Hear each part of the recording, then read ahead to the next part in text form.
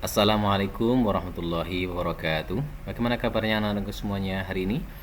Semoga kalian bersama dengan keluarga di rumah senantiasa dalam lindungan Allah Subhanahu wa taala, sehat walafiat. Amin. Hari ini kita akan belajar tema 7 subtema 3, pembelajaran 1 dan 2, muatan bahasa Indonesia IPA dan SPDB. Silahkan kalian siapkan alat tulisnya. Jika nanti ada poin penting, langsung kalian bisa mencatat di buku kalian ya. Baik, kita awali dengan baca basmalah bersama. Bismillahirrahmanirrahim. Pertama-tama kita akan mempelajari muatan bahasa Indonesia. Pernahkah kamu melihat atau mendapatkan surat undangan? Ya, mungkin kamu pernah melihat atau mungkin kamu pernah mendapat surat undangan. Surat undangan merupakan surat yang berisi pemberitahuan dan permintaan kesediaan seseorang untuk menghadiri suatu acara atau kegiatan. Kalimat yang digunakan dalam undangan haruslah efektif. Artinya, kalimatnya harus singkat, jelas, dan padat. Tujuannya agar orang yang membacanya dapat segera mengerti isi dari undangan tersebut. Jenis surat undangan dibagi menjadi 3. Yang pertama ada undangan resmi. Undangan resmi adalah undangan yang mengatasnamakan sebuah instansi atau organisasi dan kedinasan. Biasanya digunakan untuk kepentingan kedinasan. Kemudian ada undangan setengah resmi. Undangan setengah resmi ini mengatasnamakan perorangan yang ditujukan ke perorangan maupun instansi atau organisasi. Dan ada undangan tidak resmi.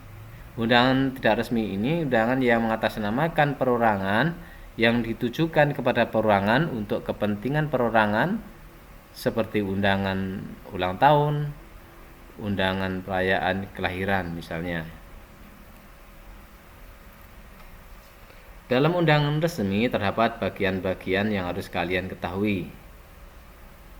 Nah, sekarang kalian perhatikan contoh undangan yang ada di hadapan kalian ini ya. Dalam surat undangan resmi ini kita akan mempelajari bagian-bagiannya. Yang pertama adalah bagiannya yang paling atas.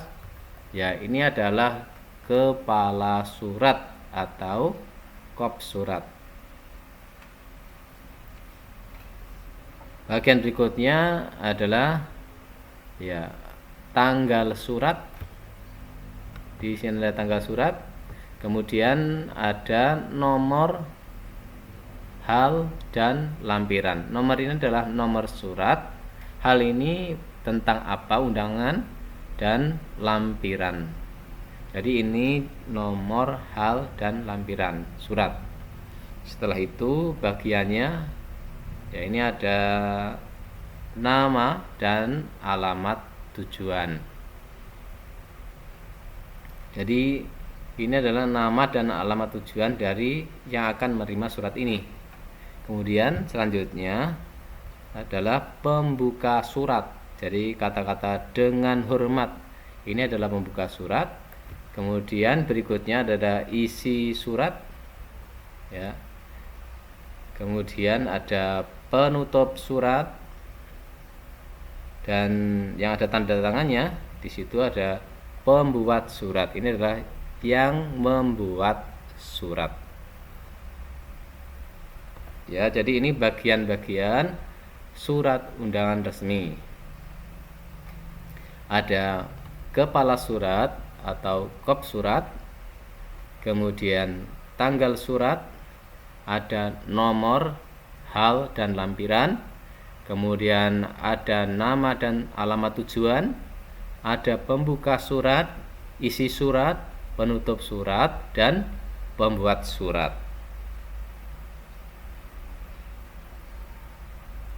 Sekarang perhatikan 3 undangan yang ada di hadapan kalian ini. Nah, kira-kira mana yang termasuk undangan resmi, mana yang termasuk undangan setengah resmi, dan yang tidak resmi yang mana? Ya, yang termasuk undangan resmi adalah yang ini, yang ada kotak merah ini ya. Ini adalah undangan resmi. Kemudian undangan setengah resmi adalah yang ya ada kotak kuning ini adalah undangan setengah resmi. Dan yang satunya itu yang ada kotak biru itu adalah undangan tidak resmi. Ya, jadi kalian bisa memperhatikan atau membedakan antara undangan resmi, undangan setengah resmi, dan undangan tidak resmi, seperti itu.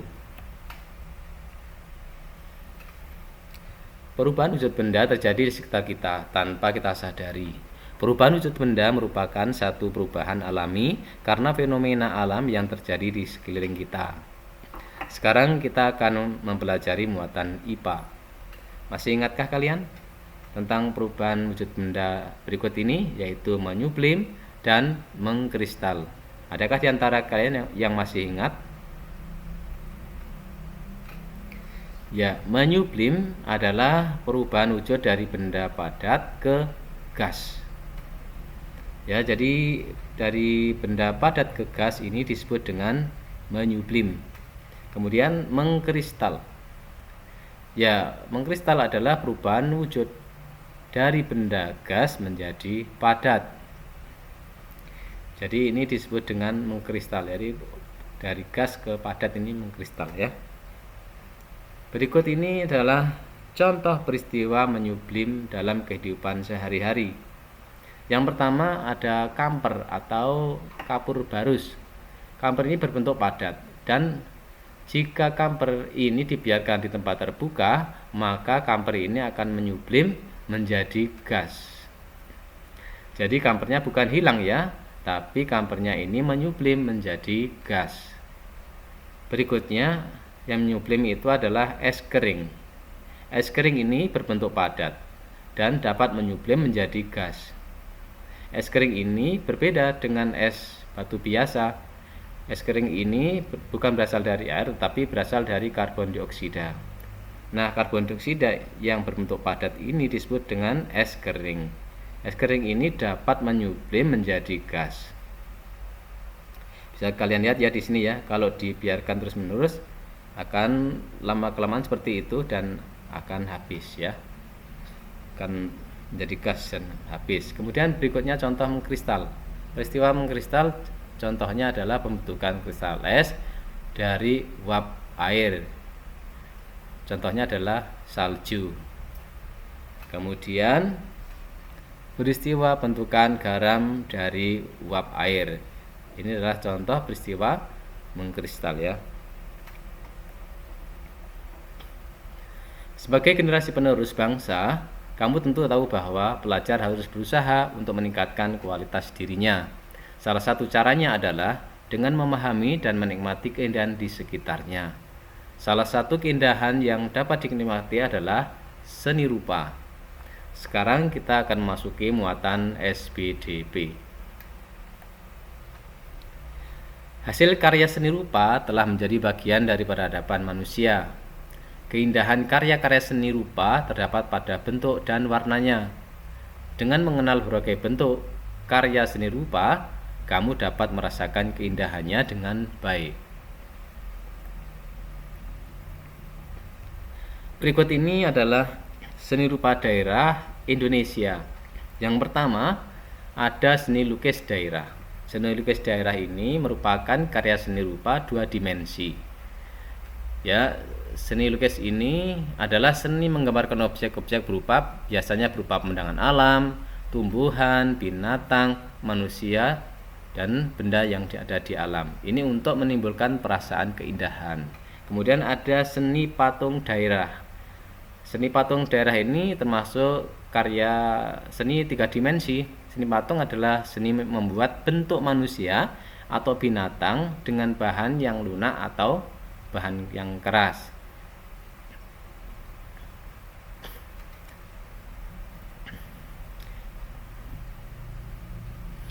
Kemudian ada seni kriya ya.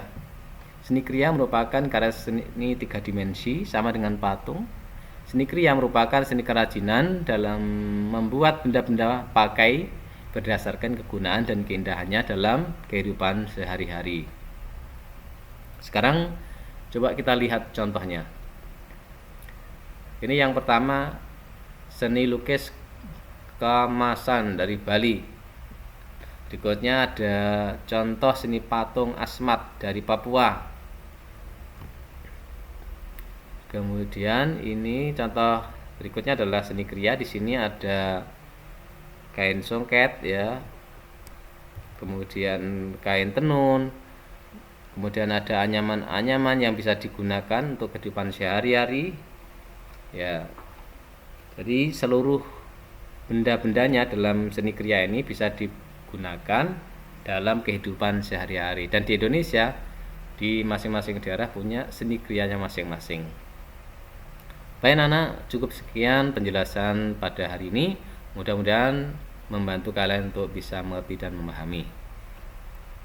Tetap semangat beribadah, semangat belajar, jaga selalu kesehatan. Sampai jumpa kembali. Wassalamualaikum warahmatullahi wabarakatuh.